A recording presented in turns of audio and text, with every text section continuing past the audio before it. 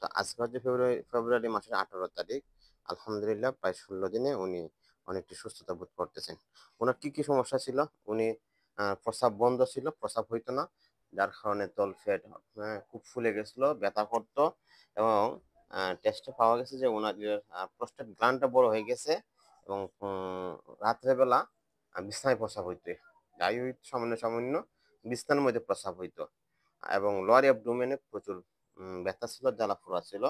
তো আলহামদুলিল্লাহ মামুন হোমিও সেন্টারে চিকিৎসা নিয়ে উনি 15-16 দিনে অনেক সুস্থতা বোধ করতেন। তো আমরা দেখাবো ওনার কি সমস্যা ছিলেন।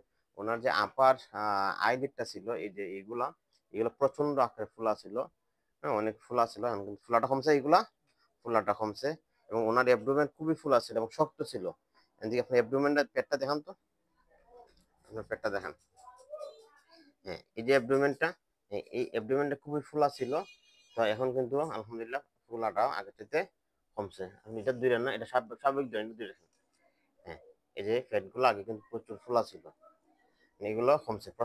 প্রস্রাব কি এখন হয়? আগের চাইতে বেশি হয়? হয়। সৈয়দ আব্দুল কাদির। এটা সৈয়দ আব্দুল কাদির। আগের, আচ্ছা। আপনার কি সমস্যা ছিল? আমার আসার আগে? তলপেট ব্যথা করতো, পেট ফুলে প্রস্রাব প্রস্রাব একটু একটু হইতো।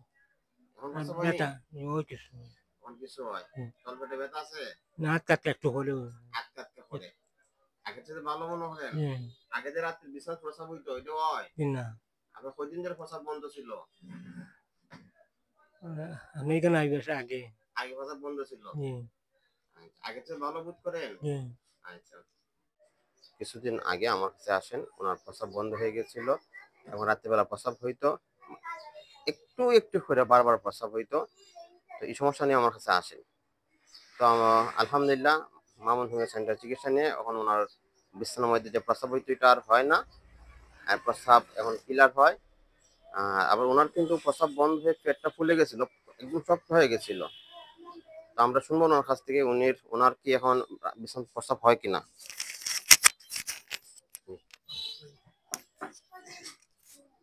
আপনার বিছানায় প্রস্রাব হইতো আর হয়? না, প্রস্রাব হয় না? আচ্ছা। পেট কি ফুলে গেছিল? পেট কি ফোলা আছে? না কমছে। কমছে? আচ্ছা। এখন প্রস্রাব হয়? আগের থেকে বেশি প্রস্রাব হয়? ওই এলোপ্যাথি ডাক্তার কি বলছিল আপনাকে? ভালোই। এলোপ্যাথি ডাক্তার আপনাকে কি ও বলছিল? ক্যাট আউট, ও, ক্যাট আউট। 5 দিয়ে পারে। 5 দিয়ে। আচ্ছা, আমরা শুনি। নল লাগায়।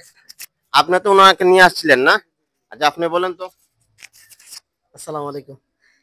এলোপ্যাথিক ডাক্তারে বলছিলেন নল নল দিয়া ওনার প্রস্রাবটা বাইর করতে আছেন, কিন্তু উনি বয়ে ওনার কাছে আর গেছে না, না গিয়া ওই মামুন আমার শফিকুর রহমান ডাক্তার মামুনের সাহেবের কাছে আইছে। ইনশাল্লাহ ওনার কাছে এসে আল্লাহ রহমত করছেন, আল্লাহ ওনারা সুস্থ করছেন।